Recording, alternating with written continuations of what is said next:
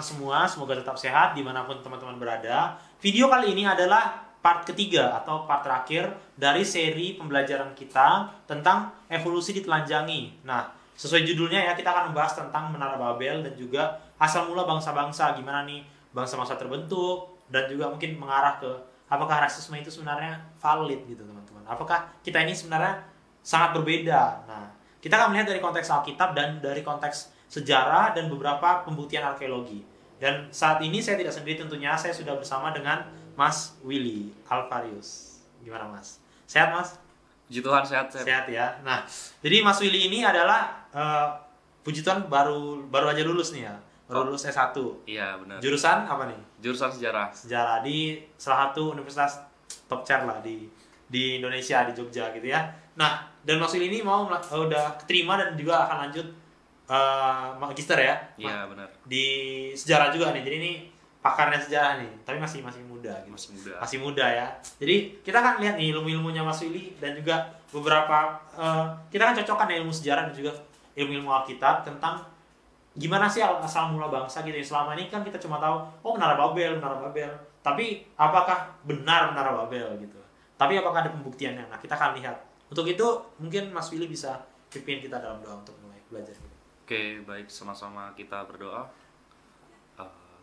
Ya Tuhan, Allah kami dalam surga, kami bersyukur ya Tuhan, di hari ini kami akan belajar tentang Menara Babel, juga tentang persebaran bangsa-bangsa, persebaran manusia ciptaanmu ya Tuhan. Kiranya Kau bimbing kami agar kami boleh memahami ini dengan baik dan kami boleh mendapatkan pengetahuan yang baik, dan itu semua berujung pada iman kerohanian kami yang semakin bertumbuh dan bertambah ya Tuhan. Ya Tuhan, kami serahkan ini semua dalam tangan-Mu, dalam nama Yesus kami berdoa. Amin. Amin. Oke Mas Willy, sebelum kita masuk nanti Mas Willy bisa tambahkan banyak. Kita pemirsa di rumah, jadi ini adalah part terakhir ya. Bagi teman-teman yang belum nonton part pertama dan part kedua, itu sangat disarankan karena ada banyak hal yang gak kita singgung lagi nih di video ini. Dan terutama latar belakang kenapa kita sampai di Menara Babel dan juga sejarah dunia dari mulai kejadian 1 sampai kejadian 11, itu approximately 2000 tahun umur bumi, dan juga ada soal part 1 dinosaurus juga. Nah, itu dari part sebelumnya Mas Willy. Jadi mungkin bagi teman-teman yang belum nonton bisa nonton. Jadi di sini kita langsung ke soal peradaban manusia ya, terutama Menara Babel dan gimana sih bangsa-bangsa itu bisa terbentuk. Nah, jadi fokus pembahasan kita itu ada di kejadian 10 teman-teman, dan di kejadian 11. Jadi kalau kejadian 10 itu seperti yang kita tahu, itu bicara tentang keturunan Sem, Ham, dan Yafet. Dan kejadian 11 itu tentang Menara Babel. Nah, jadi sebelum teman-teman selain nonton video part 1 dan 2, teman-teman juga pastikan sudah baca Alkitabnya, terutama di kejadian 10 dan kejadian 11. Jadi ada banyak yang kita singgung, apalagi silsilah kan panjang tuh kan. Jadi kita langsung kayak intinya aja. Nah, bagi teman-teman mau lihat pembuktiannya di Alkitab, sangat disarankan baca dulu sebelum nonton video ini gitu, biar ada wawasannya terlebih dahulu gitu ya. Nah, tapi Mas Willy, kan judul seri kita ini kan judul seri besarnya adalah evolusi ya. Evolusi ditelanjangi. Nah, terus orang tanya, emangnya evolusi yang mana yang ditelanjangi dari soal Menara Babel? Dan juga apa nih, bangsa-bangsa gimana, ada suku ini, gimana ada bangsa ini, bangsa Indonesia, bangsa Spanyol, bangsa apa kayak gitu ya. Dan orang mungkin gak nyangka bahwa teori evolusi punya teorinya sendiri tentang gimana sih bangsa-bangsa ini terbentuk gitu ya. Nah, kalau teman-teman baca di salah satu, ya ini tokohnya sangat terkenal ya, Charles Darwin, di bukunya The Descent of Man, itu di chapter 6 yang judulnya On the Affinities and Genealogy of Man, yang dipublish 1871. Ini pasti Mas Willy juga tahu ya, apalagi teman-teman kita yang punya ilmu-ilmu tentang ini. Jadi Charles Darwin berbicara bahwa karena kita kan balik lagi ya, teori evolusi bilang kita dari kera primata gitu kan. Jadi dia bilang sangat mungkin kita tuh bangsa-bangsa itu berasal mulai dari Afrika. Kenapa? Karena di sana tempat persebaran terbesar gitu ya. Jadi karena dasarnya kita sudah dari kera, dan dia lihat Afrika ini banyak primata. Jadi kemungkinan besar kita dari Afrika gitu kan. Tapi sebenarnya kita lihat apakah benar persebaran bangsa-bangsa itu dari situ. Mulainya apakah dari Afrika atau dari tempat yang lain. Dan bagi teman-teman yang belum nonton video pertama dan video kedua, kita juga sudah menjelaskan bahwa teori tentang mutasi genetik yang bisa membuat perbedaan spesies ya, dari misalnya kera terus jadi manusia, itu nggak valid. Kita udah telanjangi di video sebelumnya bahwa itu cuma mempengaruhi speknya aja, jadi spesiesnya tidak berubah. Jadi bukan ada nggak bisa memastikan spesies yang baru dari mutasi genetik. Itu ada di part 1 kalau nggak salah. Nah jadi Mas Willy, ini kan tentang dunia kan, pandangan dunia. Charles Darwin bilang kita dari Afrika, dari kera yang udah kita katakan sebelumnya. Gimana dari Alkitab sendiri, Mas Willy? Oke, kalau dari Alkitab sendiri kita bisa baca paling pertama tuh dari Kejadian 9. Ini dari Kejadian 9 ayat 18 sampai 19. Di situ dikatakan, anak-anak Nuh yang keluar dari bahtera ialah Sem, Ham, dan Yafet. Ham adalah bapa Kanaan. Yang tiga inilah anak-anak Nuh, dan dari mereka inilah tersebar penduduk seluruh bumi. Itu gitu. Kata-katanya udah eksak banget ya. Iya kan? Dari mereka inilah tersebar penduduk seluruh bumi. Dan berikutnya di Kejadian 11. Oke. Kita baca di Kejadian 11 ayat 8 sampai 9. Di situ dikatakan, demikianlah mereka diserakkan Tuhan dari situ ke seluruh bumi, dan mereka berhenti mendirikan kota itu. Itulah sebabnya sampai sekarang nama kota itu disebut Babel, karena disitulah dikacau balaukan Tuhan bahasa seluruh bumi, dan dari situlah mereka diserahkan Tuhan ke seluruh bumi. Ini yang konteks di Menara Babel ya. Menara Babel. Kejadian 11 ya. Benar. Nah, kalau kita buka lagi referensi dari Alkitab, itu di Kisah Para Rasul 17 ayat 26 dikatakan, dari satu orang saja ia telah menjadikan semua bangsa dan umat manusia untuk mendiami seluruh muka bumi, dan ia telah menentukan musim-musim bagi mereka dan batas-batas kediaman mereka.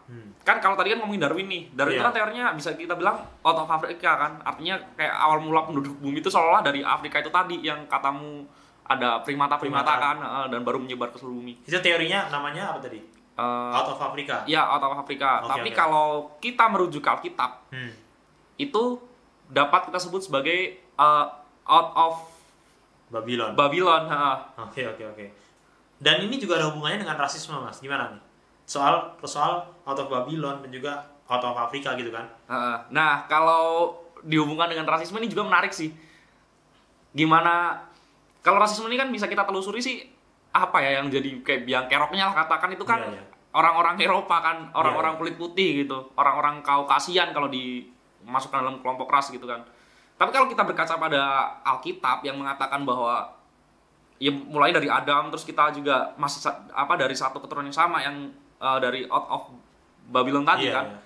Sudah kan kita berarti hanya ada satu keturunan gitu loh. Apalagi dia bilang tadi ya gak usah jauh-jauh ke Adam lah, paling nggak di zamannya Nuh kan, keluar dari air bah kan. Sem, Ham, dan Yafet dan gitu kan keturunannya Nuh. Jadi kayak dasar rasisme soal perbedaan itu sebenarnya gak valid juga kan? Iya, itu kita bisa bantahnya lewat ini teori dari out of Babylon. Jadi nggak ada yang bisa dibilang, kalau dalam evolusi kan dikatakan ada juga yang lebih superior gitu ya. Lebih superior karena evolusi manusia itu ada yang belum selesai. Dan itu pasti selalu ditimpakan ke orang-orang, misal kayak orang-orang dari ras Negroid terutama kan. Tapi kalau kita berkaca dari out of Babylon sebagai referensi dari kitab, ya nggak ada yang belum jadi manusia, masih setengah manusia, seperempat manusia, atau 3/4 manusia, itu nggak ada. Semua tuh ya manusia gitu yang biasa. Dari awal ciptaan Tuhan tuh ya masih satu alur, satu garis gitu kan. Oke. Paling itu sih kaitannya kalau dengan rasisme ya. Ini jadi sangat menarik ya, dan itu akan kita bahas juga nanti lebih dalam, lebih detailnya bangsa-bangsa itu datangnya dari mana gitu ya. Soal rasisme, apakah memang kita ini sebenarnya sangat berbeda, dan itu bisa menjadi dasar orang merendahkan orang lain karena itu ya. Karena rasa dia lebih superior, lebih sudah duluan jadi manusia bagi anggapan teori evolusi tadi ya. Itu kalau teori evolusi ini. Jadi kalau teman-teman masih rasis, berarti teman-teman pendukung teori evolusi. Oke, nah kalau kita perhatikan lagi ya, dari tadi kan kita bilang di Kejadian 10, catatan tentang keturunan Ham, Yafet itu tercatat di Kejadian 10. Nah, kita asumsikan teman-teman udah pada baca nih, Kejadian 10 dan Kejadian 11. Itu ikut menyebar ke seluruh dunia dan menjadi setelah itu menjadi kejadian yang kita sebut dengan Menara Babel di Kejadian 11. Nah, ini kalau teman-teman lihat ada nanti kita tampilkan gambarnya. Ini adalah Table of Nation namanya. Ini dibuat oleh Josephus. Dia itu adalah sejarawan sekuler tapi ini ya, Yahudi gitu ya. Jadi buat ini genealoginya dari Kejadian 10 gitu ya. Jadi ada Sem, Ham, dan Yafet. Kita lihat Table of Nation-nya. Jadi kalau kita lihat di sini teman-teman nih, saya ringkaskan aja bahwa Yafet itu adalah leluhur dari mayoritas orang Eropa. Terus sebagian orang Asia Utara dan juga sebagian kecil orang Timur Tengah. Itu Yafet. Dan kalau Sem itu adalah leluhur mayoritas orang Timur Tengah dan sebagian orang Asia Timur dan India. Sedangkan kalau Ham itu adalah leluhur mayoritas orang Cina dan Afrika dan sebagian orang semenanjung Melayu hingga daerah Melanesia. Nah, ini teman-teman lihat sendiri ya bahwa kalau kita lihat bagiannya perhatikan ya ujung-ujungnya ya Nuh lagi gitu kan, air bah lagi gitu. Nah, jadi apakah memang dari sini aja kita udah lihat ya bahwa nanti pembuktian sejarah dan pembuktian arkeolognya Mas Willy mungkin lebih tahu soal itu. Nanti kita akan kupas lebih dalam lagi. Jadi setelah ini kan kita maju ke kejadian 11 Mas tentang kejadian Menara Babel gitu ya. Sebenarnya di mana sih letak Menara Babel itu? Dari situs-situs arkeolognya gitu atau gimana gitu? Oke, kalau kita merujuk ke Alkitab terlebih dahulu ya sebagai referensi utama kita, itu kita bisa baca di Kejadian 11 ayat yang kedua. Di situ dikatakan, maka berangkatlah mereka ke sebelah timur dan menjumpai tanah datar di tanah Sinear. Lalu menetaplah mereka di sana. Nah, kata kuncinya di Sinear kan berarti. Tapi Sinear nih sekarang di mana gitu pertanyaannya? Iya, di zaman ini ya. Di zaman itu kan disebutnya Sinear. Kalau sekarang kita lihat sekarang itu di mana? Nah, dari bahasa Ibraninya dulu, asal mula kata Sinear nih setara dengan bahasa Mesir yang disebut Hiti Sanhar. Nah, Hiti Sanhar ini mengacu ke daerah Mesopotamia Selatan. Nah, Mesopotamia Selatan ini di mana? Yaitu yang sekarang jadi negara Irak. Jadi negara Irak modern tuh kurang lebihnya di situ Menara Babel tuh didirikan di tanah Sinear tuh tadi gitu. Oke.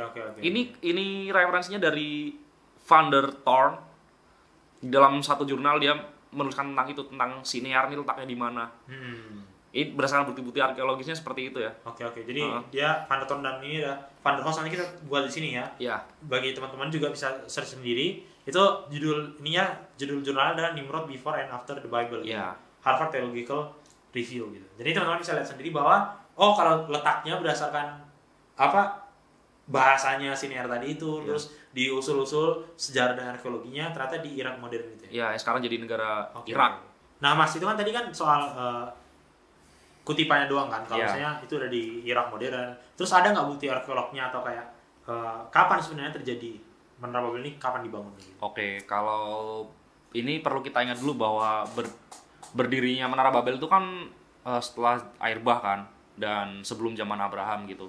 Dan menurut perhitungan dari user dating, kira-kira Menara Babel itu mulai dibangun atau didirikan di tahun 2232 sebelum Masehi atau sekitar 106 tahun setelah terjadinya air bah. Nah, ini teman-teman bagi yang nggak tahu user dating Nova ada di video pertama kita. Yeah. Di video kedua di video kedua dan di video kedua. Di umur bumi itu. Lanjut. Oke. Tapi beberapa ahli arkeologi juga ada yang punya pendapat lain bahwa terjadinya Menara Babel tuh di rentang 101 sampai 130 tahun setelah air bah. Jadi tapi rentangnya ini nggak terlalu beda jauh sih. Jika si user dating bilangnya 106 tahun setelah air bah, ahli-ahli arkeolog yang lain juga rentangnya hanya sekitar itu 101 sampai 130 gitu. Dan kalau dari peninggalan arkeologinya kan biasanya namanya arkeologi itu biasanya butuh suatu benda yang bendawi bisa dipegang gitu kan. Bisa dijilat, bisa dicelup. Nah, kalau dari Menara Babel ini bukti arkeologinya itu ada ditemukan dan dinamai Tower of Babel Stele. Apa itu Tower of Babel Stele? Itu inskripsinya Raja Nebukadnezar II dan sebuah menara kuno gitu yang ditemukan di Babilonia waktu itu. Jadi ternyata di zaman Nebukadnezar II menara itu masih berdiri gitu. Dan itu kan sedangkan terjadinya di zaman Kejadian kan, di kitab Kejadian itu. Itu dalam rentang waktu yang panjang sampai ke Nebukadnezar II menara itu masih berdiri. Padahal kan jaraknya udah ribuan tahun tuh. Iya. Nah, dan itu juga si kerajaan Babylon ini kan di zaman yang Nebukadnezar itu kan. Itu juga adalah keturunan orang-orang Menara Babel kan. Yang tidak yang enggak hijrah gitu dari tanah tadi. Benar. Tanah Sinear. Sinear. Jadi kan ketika Tuhan bilang Tuhan menyerahkan orang-orang itu mereka memang terserak, tapi tetap ada menyisakan orang-orang yang tetap tinggal di wilayah Sinear itu gitu. Jadi masih ada. Ini salah satu buktinya ya. Teman-teman juga itu setelah itu kan media Persia datang kan. Kita tahu kalau kita baca, terus dia bukti sejarahnya menunjukkan bahwa dia mau mencoba memperbaiki menara ini. Itu tapi mereka hancurkan menaranya gitu kan. Jadi kayak mau direnovasi mungkin ya. Iya. Terus mereka mau mereka hancurin, terus mereka mau bangun lagi tapi nggak kesampaian.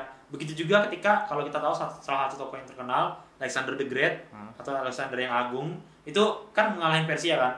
Tapi dia mau bangun lagi tapi nggak kesampaian juga karena Ya kita tahu Alexander Agung mati muda ya. Dan makanya menara itu udah nggak ada sekarang gitu. Iya, Maksudnya tidak, karena udah sempat dihancurkan tadi kan. Tapi beberapa peninggalan arkeologisnya kayak yang tadi aku sebutin, Tower of Babel, Ya bukan Babel Stele tadi towernya masih ada ya. Tapi ini kayak peninggalan. ya semacam rutan dan inskripsi atau kayak mungkin semacam prasasti sih kayak gitu kan. Oke. Yang muat tulisan-tulisan gitu. Nah, Mas Willy ada bukti arkeolog lainnya nggak nih soal Menara Babel? Oke, tadi itu satu yang tentang Tower of Babel Stele kan. Yang kedua ada peninggalan arkeologis lainnya gitu. Itu disebutnya Etemenanki Site. Jadi itu kayak sebuah situs atau kawasan berbentuk kolam besar. Mungkinnya di saat itu kolam gitu. Tapi dugaannya itu didirikan di atas reruntuhan Menara Babel. Karena tadi dihancur-hancurin itu ya? Iya, yang sudah dihancurkan tadi kan gitu. Ini mengutip dari Clifford Wilson dalam bukunya The Bible Comes Alive di volume 1. Dan teman-teman di rumah mungkin bisa lihat kondisi sekarang seperti apa, dilihat dari satelit. Kita akan tampilin ya teman-teman. Ini ada beberapa foto nih dari Google View, Google Earth juga. Ini yang disebut tadi Etemenanki Site. Ya, situs Etemenanki lah ya sebenarnya. Tadi kan dua bukti arkeologis yang berupa benda atau situs gitu, dan ketiga ini adalah bukti melalui dokumen historis. Itu ditulis oleh sejarawan bernama Herodotus, sejarawan dari Yunani kuno. Dia hidup di sekitar abad ke-5 sebelum Masehi kan. Oke. Herodotus dalam bukunya yang berjudul Historis, dia nulis bahwa Menara Babel itu masih ada di zaman saya.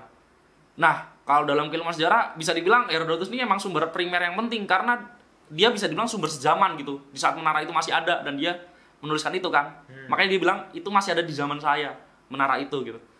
Dan menara itu memiliki menara pusat yang solid berukuran 1 stadion persegi, dengan yang kedua didirikan di atasnya, dan kemudian yang ketiga dan seterusnya hingga ke-8. Maksudnya ini kayak bertingkat 8 gitu menaranya. Tumpuk-tumpuk gitu lah ya. Ya, ke-8 menara itu dapat dinaiki dengan cara spiral yang berputar di luar atau kayak pakai tangga gitu lah, melingkari sampai ke puncaknya gitu. Dan sekitar setengah jalan ada sebuah kursi untuk para pendaki yang ingin beristirahat.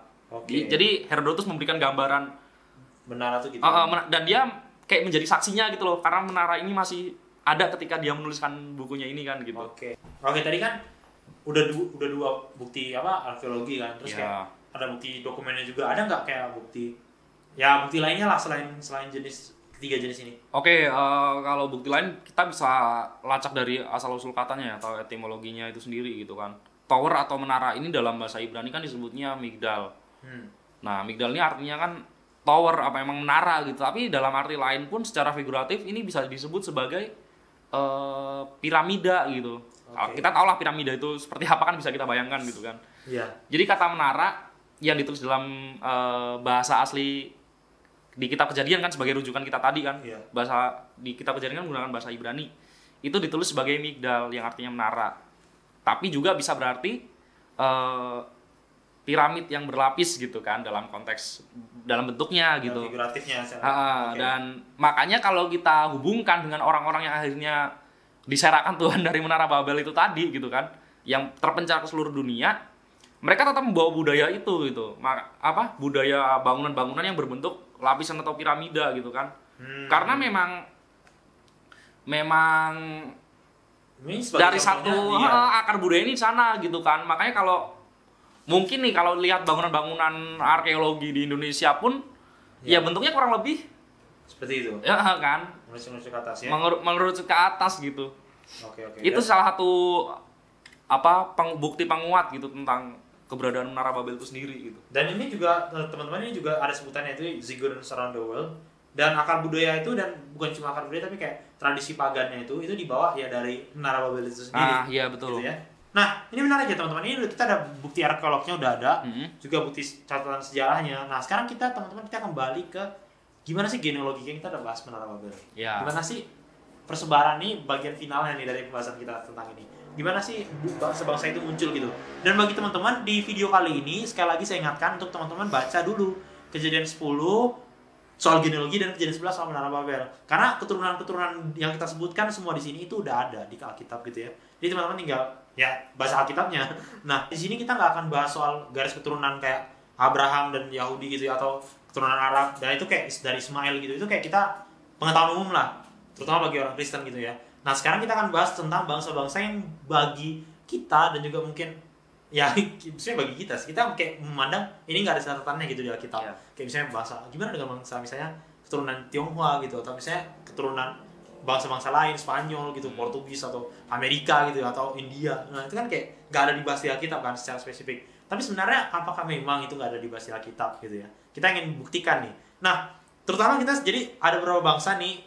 Nanti sebenarnya ini Kak Willy lebih tahu ya. Jadi saya akan sebutkan, kita akan bahas di sini teman-teman beberapa bangsa umum lah ya, bangsa-bangsa umum di dunia ini, dan catatan kalau misalnya kita track di Alkitab sebenarnya ada nggak sih keturunannya. Kalau misalnya tadi teman-teman perhatikan bagian yang kita kirimkan bagian yang kita tunjukkan tadi itu juga udah bisa dilihat sih. Nah sekarang kita bahas tentang pertama dulu nih tentang Skotlandia dan Irlandia nih. Gitu ya. Nah jadi ada seseorang yang namanya Geoffrey Keating di dalam bukunya The General History of Ireland. Jadi The General History of Ireland nih tentang Irlandia ya. Dan dia bilang bahwa keturunan Yafet, oke ini udah familiar banget nih. Tadi saya familiar Yafet. Keturunan Yafet menghuni sebagian besar negara utara di Asia dan seluruh Eropa. Magog, anak dari Yafet, ya kan, adalah leluhur besar dari Scythians dan beberapa keluarga yang menginvasi kerajaan Irlandia setelah air bah. Dan itu sebelum Milesians melakukan pulau itu. Nah dan ini lebih lengkap lagi dia bilang kalau misalnya kita track sejarah-sejarah gitu ya. Nah jadi kalau teman-teman perhatikan ya, jadi bagan silsilah leluhur bangsa Irlandia itu seperti apa? Ini dari James Anderson dan di catatannya Royal Genealogies. Jadi ini namanya Royal berarti kayak apa ya? Bangsawannya lah. Ini catatan bangsawan Irlandia, ini bangsawannya gitu ya. Bukan lagi commonernya gitu. Tapi bangsawannya. Gimana orang Irlandia itu dari mana gitu. Nih kita kasih ke teman-teman bisa baca sendiri. Jadi Nuh ya, memperanakan Yafet, terus Magog, Bat, Venusia Farsa, Niul menikah dengan Skota, putri Parao. Ya, kalau Parao teman-teman harusnya tahu ya, itu Firaun gitu ya. Dan keturunan setelahnya yaitu yang bernama Milo, Milesius atau Galama gitu ya. Ini nama sebutannya beda-beda. Nanti kita kenapa bisa ada nama yang berbeda-beda gitu. Dari satu orang tapi namanya banyak gitu ya. Nah, dari kata Milesius ini kita udah lihat sendiri ya bahwa mereka ini adalah keturunannya siapa? Yafet itu, orang Irlandia. Dan gimana dengan orang silsilah bangsa Skotlandia, teman-teman? Nah, kalau kita lihat dari catatan Robert Bruce, Machintrace 6 Millennia dan The History of Gaal, kita lihat dari Nuh, ini kan traceback-nya lagi kembali lagi ke Nuh gitu ya, air bah ya. Karena ya kita udah belajar di episode 1 dan 2 semua manusia selain yang 8 orang itu dimusnahkan, selain yang naik bahtera. Jadi Nuh melahirkan Yafet atau dalam bahasa mereka Yafet gitu ya.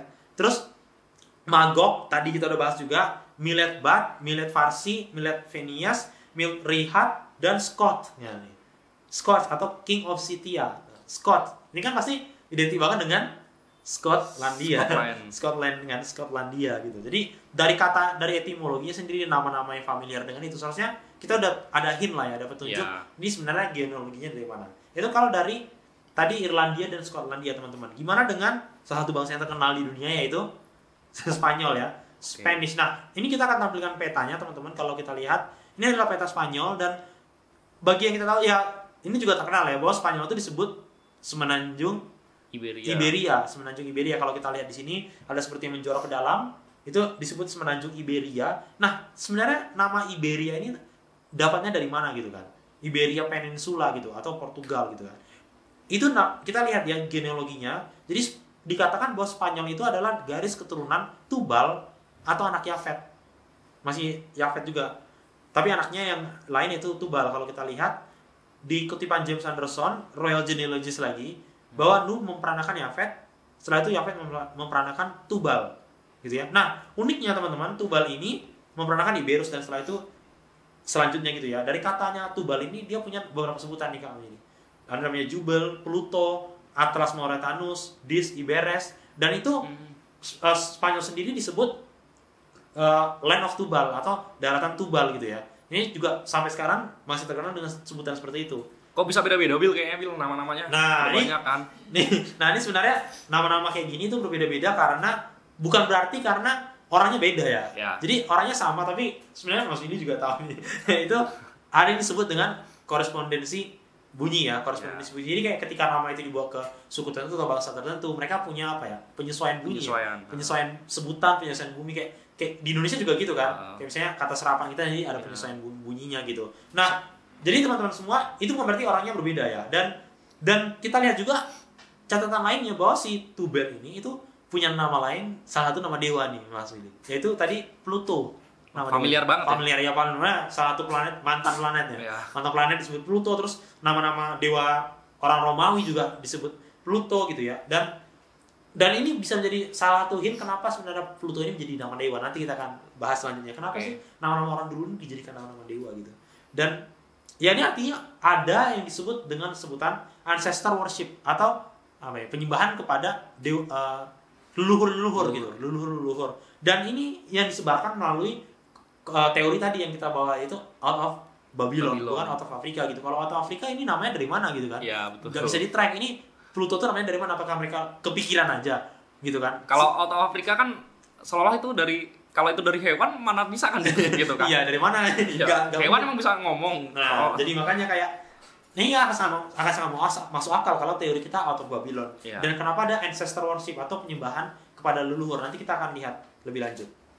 Nah, itu kan tadi kan teman-teman tentang asal mula kata Spanyol dan kenapa disebut Land of Tubal gitu. Sekarang kita lihat genealoginya, kenapa itu membuktikan bahwa sebenarnya ada di Alkitab itu. Jadi bagian leluhur bangsa Spanyol sebagian dari mereka itu dari garis Semitik ya. Kalau kita dengan kata Semitik berarti Sem kan, Semitik ya. Jadi Nuh memperanakan Sem memperanakan Aram, Mesa atau Mesak, Aram, Bringus dan selanjutnya itu adalah keturunan sebagian dari bangsa Spanyol. Ini lagi-lagi dari James Anderson, Royal Genealogies, kita bisa lihat sendiri. Dan intersection atau leluhur dari bangsa Spanyol ini itu juga ada yang apa ya, silang atau kayak kawin campur mungkin ya. Kawin campur dengan leluhur dari bangsa Irlandia tadi yang sudah kita sebutin sebelumnya. Dan ini James Anderson men-track bahwa dari Nuh kepada Yafet, kepada Magog, kepada Bat, Phineus Parsa, dan Niul menikah dengan Skota tadi atau putri Firaun, melahirkan Milo Milesius, dan ini adalah the third generation of King of Spain. Jadi generasi ketiga dari Raja Spanyol gitu ya. Kita lihat. Nah, juga ada bagian leluhur dari Spanyol itu dari garis Javan atau anak Yafet. Jadi ini ada yang dari Semitik, ada yang dari Irlandia atau dari Yafet sendiri, ada yang dari anak Yafet tapi dari yang anak Yafet yang lain nih. Dari si Javan gitu ya. Jadi dari Nuh kepada Yafet, kepada Tarsis, ini terkenal juga Tarseso, dan itu di James Anderson di Royal Genealogy diterangkan. Nah, kalau kita lihat bahwa Tarsis ini adalah tempat di mana di Alkitab yaitu si siapa? Yunus. Si Yunus ya, Nabi Yunus melarikan diri dan itu mendapatkan nama kotanya dari nama leluhurnya. Nah, itu kita perlu ini ya, bahwa ada satu tempat dinamai dengan nama leluhurnya. Kota Tarsis dinamai dengan nama leluhurnya Tarsesos gitu ya. Dan itu salah satu bukti lagi bahwa teori ini tuh benar, out of Babylon. Oke, ini aku baru cuma 2 doang nih. Sekarang Mas Willy nih, ajar gimana nih? Gimana dengan bangsa-bangsa terkenal lainnya nih? Ada nggak track? Oke, berikutnya ini bangsa yang dianggap superior lah di masa-masa modern kan. Itu oleh siapa dulu nih? Masih di Eropa kan. Tadi kan udah Irlandia, Skotlandia sama Spanyol kan. Kalau sekarang aku pengen bahas dari bangsa yang sekarang menjadi bangsa Jerman, Inggris sama Skandinavia. Skandinavia nih negara-negara di bagian utara yang udah hampir mendekati kutub ya, kayak Denmark, Norway, dan sekitar-sekitar situlah gitu.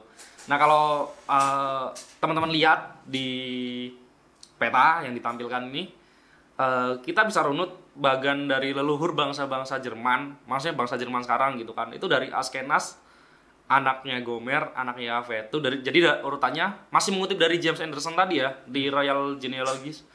Itu dari Nuh ke Yafet, ke Gomer, ke Askenas, ke Manus, sampai nanti akhirnya memperanakan ke Wolfheim Stiekenger. Nah, susah kali namanya. Susah ya, nama-nama Jerman kan. Dan kalau kita lihat varian dari nama Askenas ini anaknya Gomer tadi ya. Jadi cucunya Yafet bisa dibilang gitu kan. Kalau dalam beberapa korespondensi bunyi dalam beberapa bahasa gitu, itu dalam bahasa Sakson itu disebut juga Asakson. Yang Askenas tadi kan, Asakson. Juga disebut Askandinavia. Juga Askandia, dan juga Euxine yang sekarang jadi Black Sea atau laut daerah sekitar Laut Hitam gitu. Jadi anak-anak dari Askenas sendiri ada 20 anak laki-laki, itu termasuk ada namanya Danus, Sermatia, Geta, Gota, dan Albanus. Danus ini apa? Kalau kita runut lagi, Danus ini Danau Sahara. Bukan. Sebutan untuk tadi yang aku sebut salah satu negaranya Denmark. Denmark kan orang-orang Denmark itu disebutnya Danish. Danish. Itu dari Danus ini, dia dari nama anak-anak, salah satu nama anak Askenas gitu. Nama Askenas, Denmark, Danus disebut orang Denmark dan Danish ya. Danish. Oh. Dan salah satu kutipan dari John Trapp di bukunya Annotation upon the Old and New Testament. Di situ disebut Tuishons atau orang Belanda, kata orang Yahudi menjadikan Askenas bapak bangsa orang Jerman. Jadi Belanda Jerman kan cuma sebelahan kan. Jadi secara genealogi masih sama sih, Belanda, Jerman, Belgia gitu. Jadi menyebutkan bahwa Askenas itu bapaknya orang Jerman gitu. Oke, tentang Askenas ini nggak hanya disebutin di Kejadian gitu ya. Kalau kita buka di dalam Alkitab dalam Yeremia 51 ayat 27, di situ disebutkan, angkatlah panji-panji di bumi, tiuplah sangkakala di antara bangsa-bangsa, persiapkanlah bangsa-bangsa berperang melawan Babel, kerahkanlah kerajaan-kerajaan melawannya, Ararat, Mini, dan Askenas. Angkatlah seorang panglima melawannya, tampilkanlah kuda seperti kawanan belalang. Jadi nggak hanya di zaman Kejadian gitu, di kitab Kejadian, tapi sampai zaman Yeremia, Askenas sudah disebut gitu. Udah ada ya. Jadi peradabannya itu memang ada, memang benar. Ya betul, dan nggak disebut sebagai Jerman gitu, nggak, itu kan penamaan modern gitu, tapi leluhurnya ada. Leluhurnya Askenas tuh ya memang sudah disebut, bisa dibilang ya valid kan berarti kan gitu. Oke. Dan Askenas ini menjadi nama dewa ya Mas ya? Iya betul, dewa dalam mitologi Yunani dia jadi nama dewa. Disebut juga dewa Merkuri gitu ya? Dan atau nama lainnya Merkuri. Ini juga jadi nama planet, ada yang nama. Ya. Dan itu salah satu bukti teman-teman bahwa ada ancestor worship ya. Yang tadi penyembahan terhadap leluhur tadi kan. Nah itu teman-teman sebenarnya itu sangat menarik kalau misalnya kita lihat bahwa kenapa sih ada penyembahan terhadap leluhur atau ancestor worship. Dan itu kalau kita track secara usia mereka sendiri, bahwa usia manusia pada saat itu sangat tua ya. Betul. Pada zaman sebelum air bah gitu. Nah itu kenapa ya, kalau kita lihat sebelum itu, kita lihat dulu nih usianya berapa. Misalnya contohnya si Nuh gitu ya. Nuh itu masih hidup sampai Peleg meninggal, dan Peleg itu kayak 6 turunan di bawahnya si Nuh. Jadi kayak gila banget gak sih kamu masih hidup? Udah di bawahnya cicit, di bawah cicitmu tapi kamu masih hidup gitu. Dan kurasa pun mereka hidupnya matinya kayak mati tua gitu, kayak gak ada yang mati tersiksa. Maksudnya masih kuat kan badannya, sampai 6 turunan itu gak mungkin kayak, mungkin turunan ketiga masih berotot tuh loh. Ya. Dan contoh lainnya tuh kayak Sam. Nah si Sam ini masih hidup sampai Terah. Terah itu ya kita tahu ayahnya si Abraham. Dan itu Terah itu adalah bukan 6 lagi, tadi 6 ini 8 turunan dari jauh Sam. banget. Itu jauh banget kan, 8 turunan. Cicit kayaknya. Iya, cicitnya mungkin ya. Pokoknya tua lah gitu. Nah, inilah kenapa kayak mereka memandang ancestor mereka itu kuat-kuat kan. Ya karena mereka hidupnya panjang banget, kayak 8 turunan itu kayak lama banget kan. Kalau misalnya orang melahirkan, ya lama lah pokoknya berapa ratus tahun gitu ya. Dan itu menyebut mereka membuat mereka menyandang status sebagai dalam tanda kutip dewa gitu ya, godlike gitu. Kalau itu bilang godlike. Jadi kayak ya bisa dibilang setengah immortal karena kayak mereka lama banget hidupnya. Kayak nggak mati-mati lah terasa sebenarnya.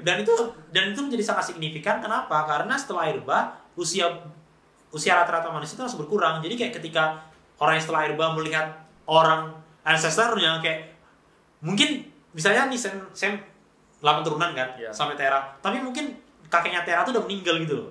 Tapi si Samnya masih hidup gitu. Jadi kayak dia melihat si Sam ini, wah gila banget ya ini orang gitu kan. Nah teman-teman, kalau kita lihat ya bahwa penurunan usia ini itu ada hubungannya dengan pola makan mereka gitu kan. Ada hubungannya dengan pola makan mereka. Dan kalau kita perhatikan pola makan setelah air bah itu kebanyakan itu adalah makan daging gitu kan. Karena diizinkan Tuhan. Dan kalau kita lihat di tulisan Roh Nubuat di Spiritual Gift ya, di 4A, di bab 4A, di halaman 120, 121, tulisan Ellen White. Dan ini saya bacakan ya, bahwa after the flood, the people ate largely of animal food.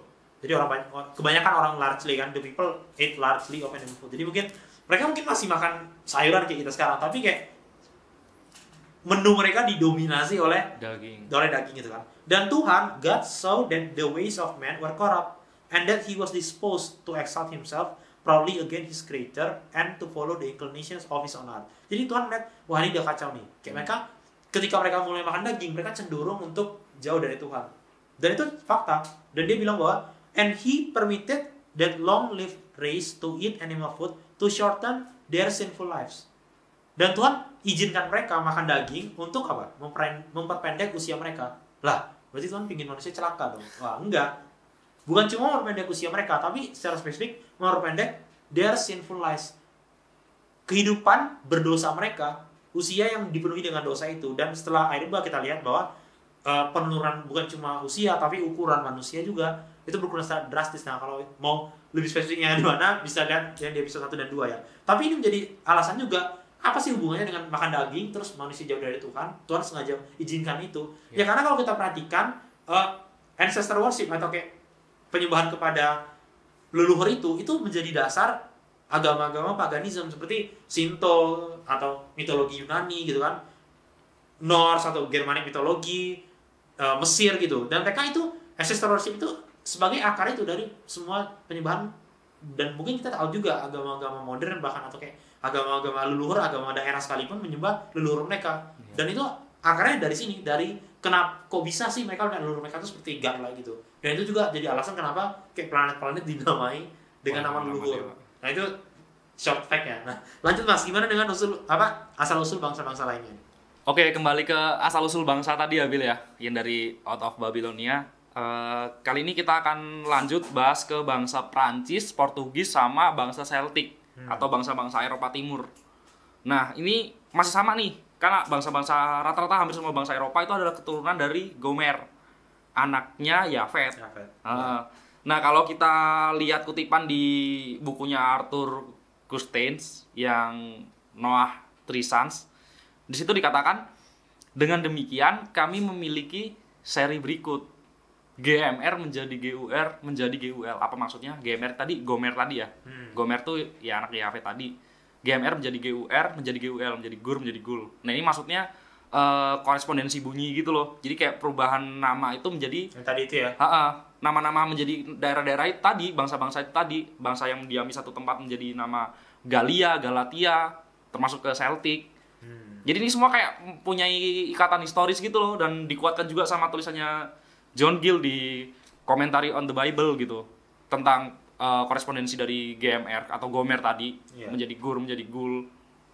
Nah, kira-kira seperti itu kalau yang untuk 3 bangsa ini, si Prancis, Portugis sama Celtic ya. Ya, mungkin teman-teman di rumah bisa lihat di peta yang ditampilkan. Ya, akan ditampilkan. Oke, Bill, berikutnya lanjut ke tadi kan di Eropa nih. Okay. Kita bergeser ke daratan Asia. Di Asia ini ada bangsa Kanaan dan bangsa Tionghoa atau Cina. Wah, menarik nih. Nah, mereka ini siapa? Mereka adalah anak, kalau tadi kan orang-orang Eropa adalah anak-anak dari Yafet. Kalau yang ini anak-anaknya dari Ham. Jadi Ham punya anak Kanaan.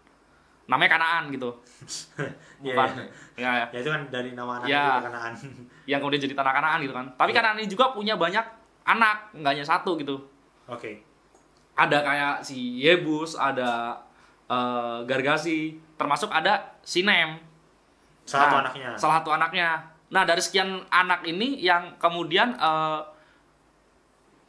katakanlah bermigrasi gitu ke sebelah timur, ke yang sekarang menjadi daratan Cina, inilah yang menjadi kayak asal mula bangsa Tionghoa itu tadi. Berarti dari Sinem. Anak si Ham ini banyak, tapi kayak kebanyakan dari mereka masih mendominasi di Timur Tengah ya. Terus si Sinem ini? Sinem inilah yang migrasi ke Asia Timur lah ya kebanyakan. Betul, ke wilayah sebelah timur gitu kan. Dan kalau kita lihat referensi di Alkitab, itu kita baca di Yesaya 49 ayat 12. Di situ dikatakan, lihat ada orang yang datang dari jauh, ada dari utara dan dari barat, dan ada dari tanah Sinem. Jadi secara spesifik itu di Alkitab disebutkan ada yang dari tanah Sinem gitu kan. Oke. Berarti kan ada penghuninya tuh gitu. Dan gitu juga John Gill di Commentary on the Bible nulis, Manasya bin Israel akan menganggapnya sebagai maksud Cina. Maksudnya ini terjemahannya ya gitu. Maksudnya orang-orang Sinem ini yaitu orang-orang Cina gitu. Dan Ptolemy ini salah satu filsuf dari Yunani juga menyebut negara orang-orang Sinem itu ya maksudnya negara orang-orang Cina, Chinese sekarang ini gitu. Juga salah satu referensinya dari Kamus Alkitab. Alkitab terjemahannya Lembaga Alkitab Indonesia ya.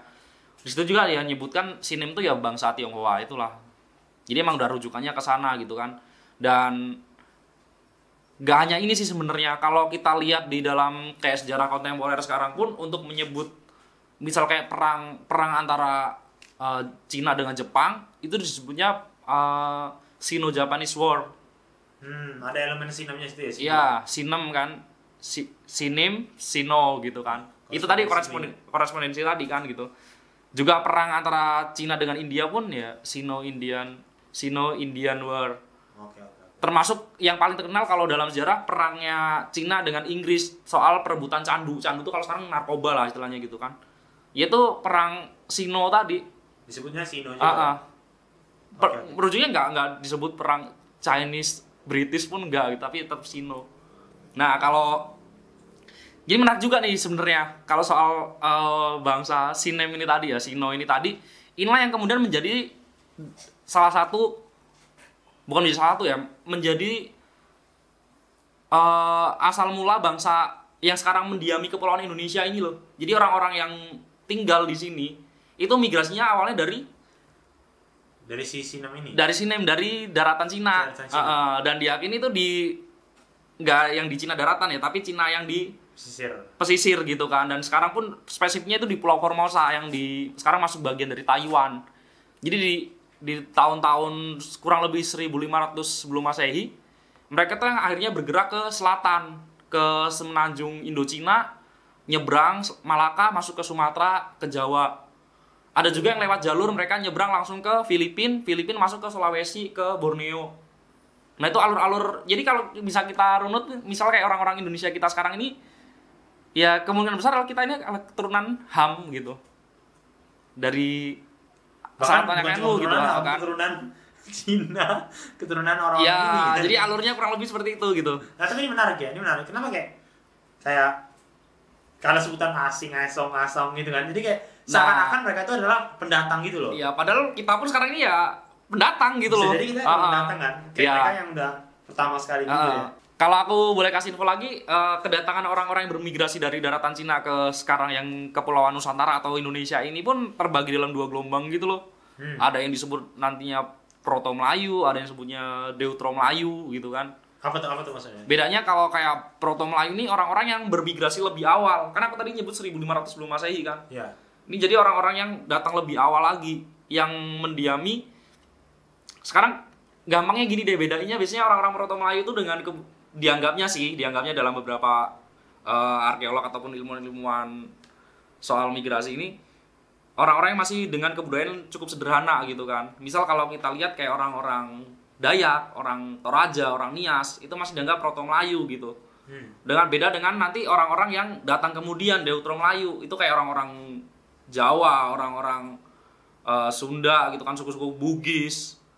Nah itu disebut Melayu muda gampangnya. Tadi itu Melayu tua, yang ini Melayu muda gitu. Okay. Tapi secara umum memang sama-sama datang dari daratan yang disebut Yunan di Cina itu tadi gitu, di Pulau Formosa, Taiwan. Berarti kalau misalnya diturut-turut ya ancestor kita ya kurang lebih sama lah. Iya kan. Akhirnya memang ya kita kalau ditarik garis, kita makanya lagi-lagi saya tuh tertariknya adalah bisa dibilang teori ini membantah yang teori yang out of Africa tadi itu loh. Iya. Yang kayak kita cuma disamakan dengan hewan, padahal enggak, kita tuh punya rujukan yang jelas gitu. Dan lagi-lagi yaitu out of Babylonia ini sangat valid ya. Valid bisa dibilang gitu kan. Nah kita akan lihat ini masih Proto Melayu. Selanjutnya apa lagi nih? Dari Chinese kan udah dapat nih. Oke. Kalau teman-teman silakan lihat di petanya lagi kan. Tadi kita sudah nih di Kanaan, di Asia Barat, terus di Cina, Asia Timur. Kita bahas lagi di keturunan Yafet, balik lagi sih ke yang Eropa tadi kan. Oke. Orang-orang Eropa. Tapi ini Yafet yang punya anak namanya Yoktan. Yoktan ini punya anak Javan.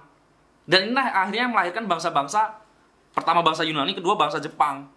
Oh. Kenapa kok Yunani sama Jepang? Kayaknya itu berbeda kan? Maksudnya lumayan berbeda daratan. Terus kan? kayak orang pikirnya kemungkinan besar Jepang dan Cina tuh kayak satu ancestor gitu. Tapi coba teman-teman sambil lihat di petanya gitu kan. Dan saya coba bacakan rujukannya dari Alkitab. Itu di dalam Daniel 8 ayat 21. Terus di situ dikatakan, dan kambing jantan yang berbulu kesat itu ialah raja negeri Yunani. Dan tanduk besar yang di antara kedua matanya itu ialah raja yang pertama. Jadi dalam Daniel 8 ayat 21 ini, kan Daniel kan masuk ke perjanjian lama kan menggunakan bahasa Ibrani. Di situ untuk menyebut Yunani itu ya disebutnya Yavan atau juga disebut Javan, Javan sama lah gitu kan. Jadi keturunan-keturunan Yavan ini akhirnya selain menetap di negara yang sekarang disebut Yunani, dia juga bermigrasi ke banyak wilayah gitu loh. Iya. Dan menariknya adalah orang-orang yang disebut bangsa Yavan ini kemudian bermigrasinya itu lumayan jauh ke Asia Timur, maksudnya tapi Asia Timur nggak yang di daratan Cina gitu kan, tapi itu bisa dibilang Asia Timur kepulauan kan. Jepang itu kan hanya kepulauan gitu kan. Dan kemudian namanya makanya negara itu apa? Jepang. Japan.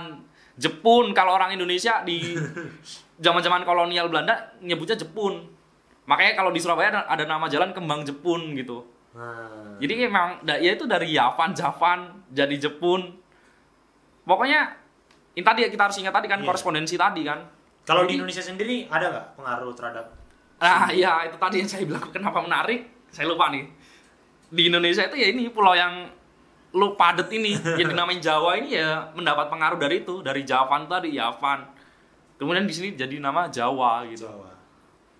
Nah, ini lagi-lagi korespondensi bunyi ya. Benar. Jadi bukan berarti itu berbeda ya. Maksudnya kalau J sama Y itu nggak beda sebenarnya, tapi bagaimana itu kayak menyesuaikan dengan kata aslinya itu si Javan. Dan terjadi kayak pelokalan gitulah bisa dibilang dengan orang-orang yang mempunyai mungkin logat atau dialek yang berbeda kan, tapi pada intinya sama.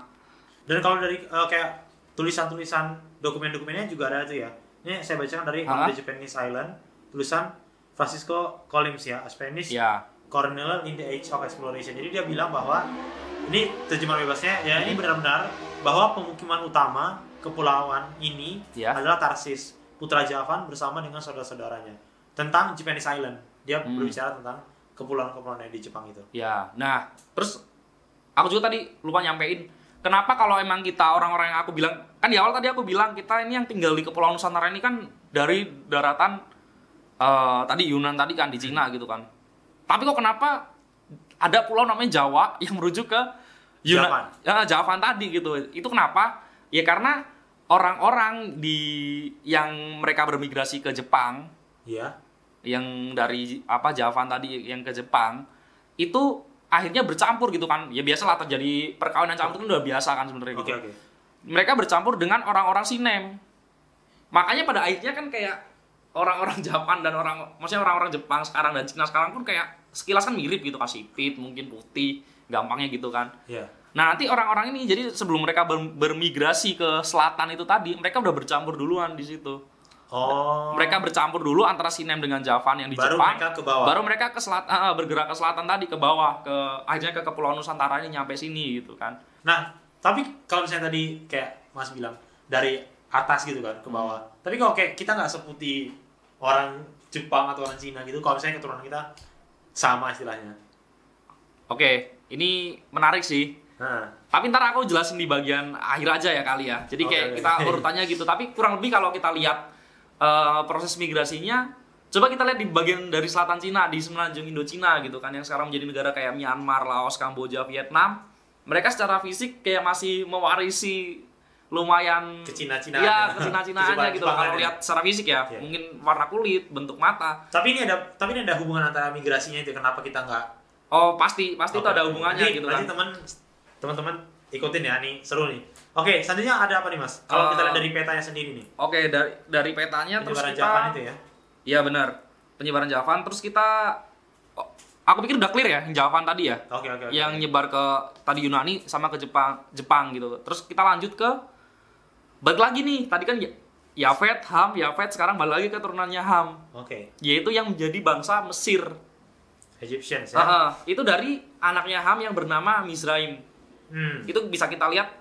Teman-teman mungkin lihat di petanya dulu aja sambil saya bacakan di Kejadian 12 ayat 10. Kita rujuk ke Alkitab ya. Di situ dikatakan, ketika kelaparan timbul di negeri itu, pergilah Abram ke Mesir untuk tinggal di situ sebagai orang asing, sebab hebat kelaparan di negeri itu. Dan dalam bahasa Ibrani, bahasa yang digunakan untuk Perjanjian Lama, dan Aramik ya. Dan Aramik juga gitu kan. Tanah Mesir itu disebutnya sebagai Mizraim. Nah, sedangkan Mizraim itu anaknya si Ham. Iya ya. Memang seperti itu ya. 6 orang biasanya digunakan tanahnya segini. Karena biasanya ya dianggap sebagai mungkin leluhur yang ini kan terus dijadikan nama suatu kayak Kanaan gitu kan. Betul, kayak Kanaan. Termasuk yang kayak tadi Pluto dan sebagainya tadi kan. Yang kamu jelasin di awal. Nah, sekarang di petanya ini gimana nih, Mas? Oke, teman-teman silakan lihat di petanya bagaimana persebaran dari yang Mizraim ini ya. Mizraim ya ke dataran Mesir yang sekarang masuk ke dalam katakanlah benua Afrika gitu kan. Dan persebarannya lihat aja nanti ke daerah pantai utara Afrika.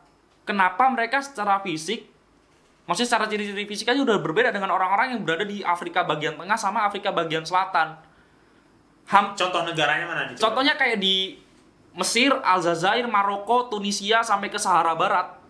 Itu secara maksudnya ciri-ciri fisiknya ya mereka kayak sama, maksudnya ya, kurang lebih lah ya. Kurang lebih sama gitu. Nanti bedakan dengan yang di selatan, apa di tengah aja kayak dari mulai Ghana, Kongo, di Guinea itu udah beda banget gitu kan. Jadi bisa dilihat persebarannya seperti itu di mulai dari Mizraim sampai nanti Put ini yang akhirnya nyampe ke Libya termasuknya gitu kan. Selanjutnya ini ada apa lagi? Nah, selanjutnya saya singgung sedikit di Mesir kan di Afrika paling utara, sekarang saya bilang ke Afrikanya. Saya bahas di Afrikanya.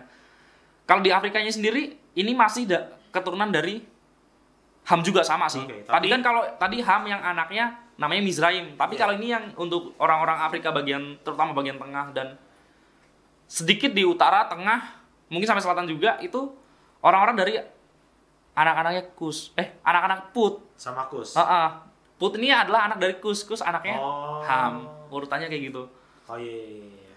Jadi kalau kita lihat di sini di kejadian 11 itu juga kayak siapa? Nimrod itu yang memimpin pembangunan Menara Babel itu juga kayak anaknya dari si Kus itu kan. Bener. Jadi nama Kus ini pun masih kayak dipakai gitu loh di Afrika sampai sekarang bahkan karena orang-orang Ethiopia yang notabene dia di Ethiopia itu di Afrika tapi pantai timurnya gitu loh. Tapi udah agak bagian tengah gitu kan. Mereka pun menyebut bangsa mereka, orang-orang mereka sebagai orang Kusites. Kusites gitu kan. Pas kondisi bunyi lagi ya. Iya, betul. Kus gitu ya. Oke. Ini kalau di petanya nih kita lihat ya. Itu lihat di peta yang penyebaran bangsa Kus ya inilah dari mulai tadi di Babilonia tadi bergerak ke melewati semenanjung Arab nyampe ke pantai timur yang di sekarang namanya Teluk Aden kalau nggak salah ya. Oke, Bill, kalau Afrika udah lumayan clear ya. Dari yang Afrika bagian utara dan Afrika bagian tengah mungkin bahkan sampai ke selatan gitu kan. Secara ciri-ciri fisik udah berbeda gitu kan. Meskipun masih sama satu keturunan gitu. Terus selanjutnya kita bergerak balik ke perbatasan antara Timur Tengah dengan Eropa. Ini sering disebut sebagai kayak wilayah yang separuh Eropa, separuh Asia.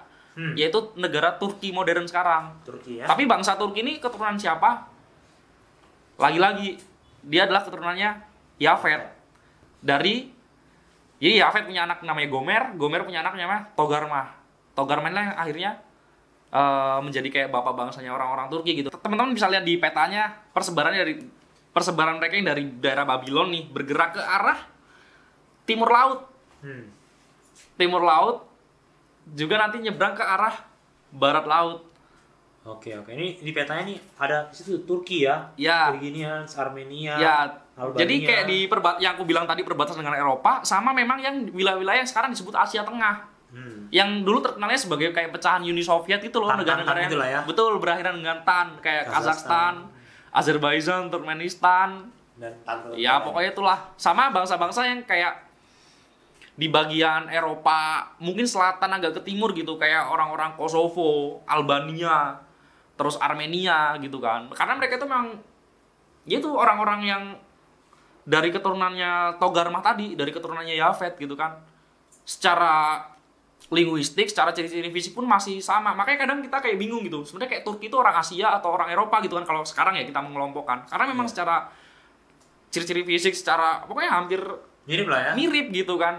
Tapi mereka beda banget dengan orang-orang Sakson misal gitu kan. Oke.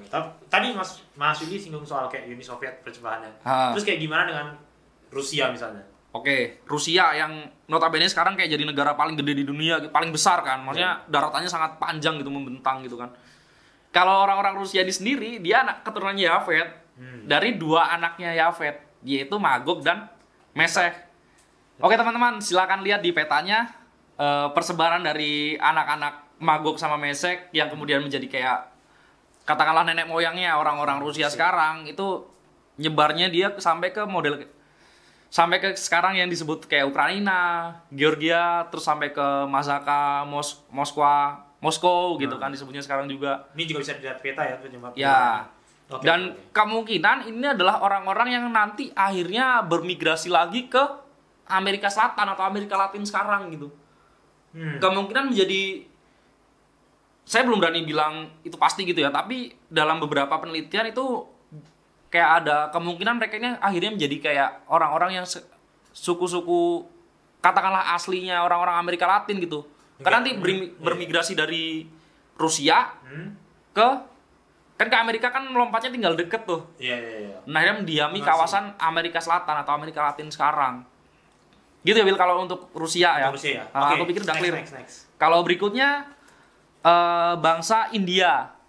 Negara India sekarang gitu kan, orang-orang Hindustan. Itu ternyata beda lagi. Beda. Tadi kan kita Asia udah bahas Asia Barat, Asia Tengah, Asia Timur, bahkan Tenggara. Tapi ini orang-orang yang sekarang disebut Asia Selatan, orang-orang Hindustan tuh gimana? Mereka itu adalah orang-orang yang berasal dari keturunan Yafet. Yafet kan. Yafet punya anak Yoktan. Nah, Yoktan lah kemudian jadi kayak bapak Keturunannya nenek moyangnya orang-orang Hindustan gitu. Oke. Ini ngutip dari mana? Ini lagi-lagi dari John Gill gitu kan di Exposition of the Bible. Dikatakan di situ ini dalam terjemahan bebas ya. Dan 12 lagi disebutkan kemudian para penulis Arab mengatakan dia memiliki 31 putra dari seorang wanita. Tetapi semua itu kecuali ada dua orang itu meninggalkan daratan Arabia gitu dan menetap di India. Anaknya ya itu ya tadi keturunan Yafet. Joktan itu ya. Yafet punya anak Yoktan dan di situ disebutkan dia punya anak berjumlah 31 tadi kan 31 putra. 2 diantaranya itu kayak bermigrasi gitu ke sekarang disebut India. Oke. Aku pikir nggak terlalu jauh kan antara daratan Asia Barat tuh tanah-tanah Arab itu dengan ke India.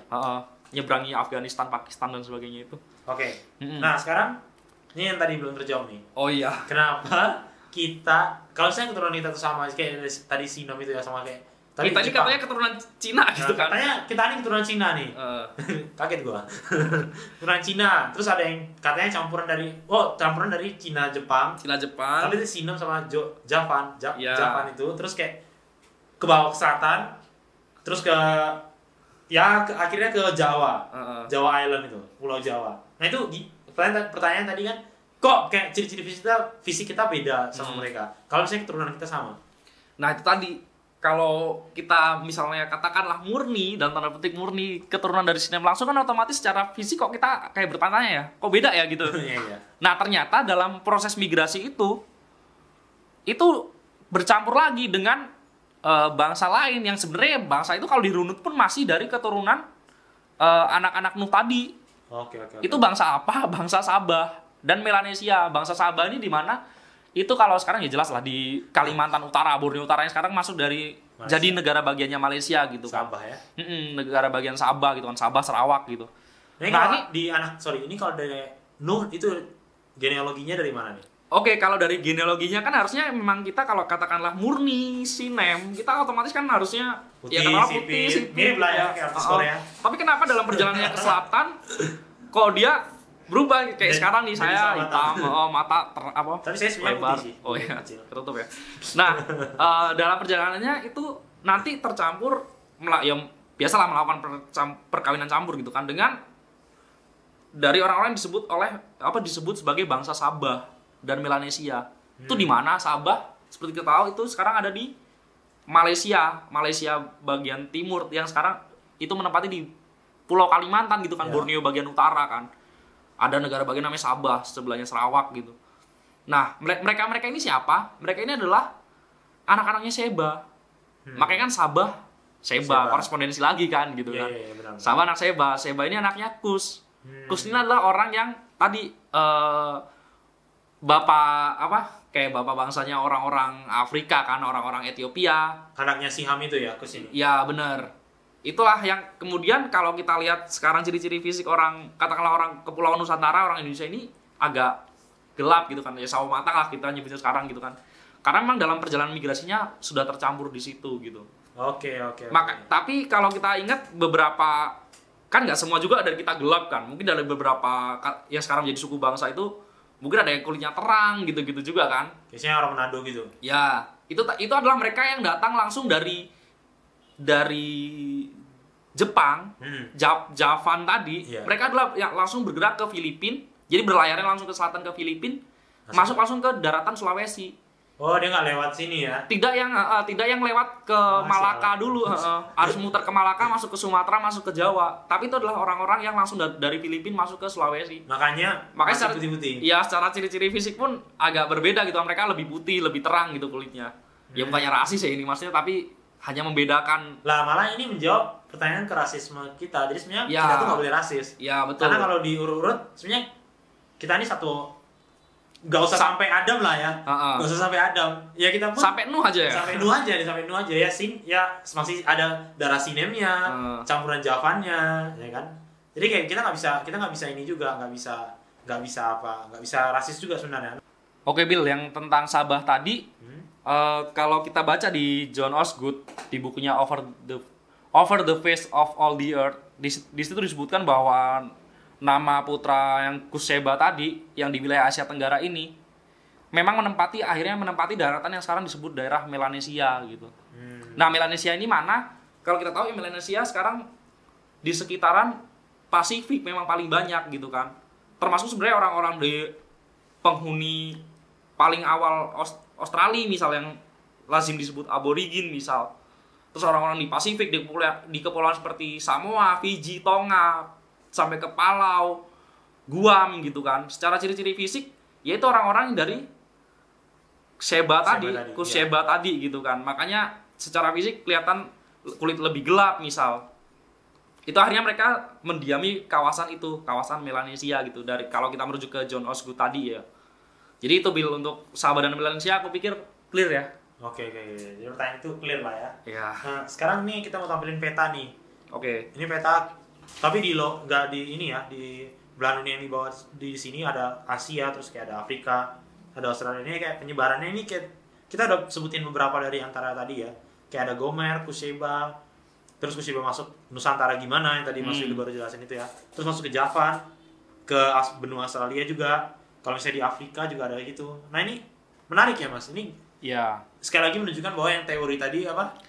Out of Afrika itu ya jelas-jelas kayak mentahlah teori itu. Maksudnya gampang banget dimentahkan dengan kalau kita merujuk ke Alkitab gitu. Ternyata Alkitab malah memberikan penjelasan yang menurut saya lebih saintifik dan dapat diterima. Iya, lebih gamblang kan dibanding ya? Kalau kita bilang out of Afrika kita disamakan tadi kan kamu bilang di awal kutipannya nenek moyang kita tuh berasal dari tadi primata dan sebagainya. Kebanyakan di Afrika. Nah, terus bagaimana dong kita menjelaskan dengan spesifik gini? Iya, spesifik. Nama-nama wilayah ini ternyata masih punya kaitan loh, dan secara mungkin ciri-ciri fisik juga kita punya saling keterikatan gitu. Oke. Jadi teori dari katakanlah dari Alkitab, Out of Babylon tuh malah lebih logis gitu aku pikir.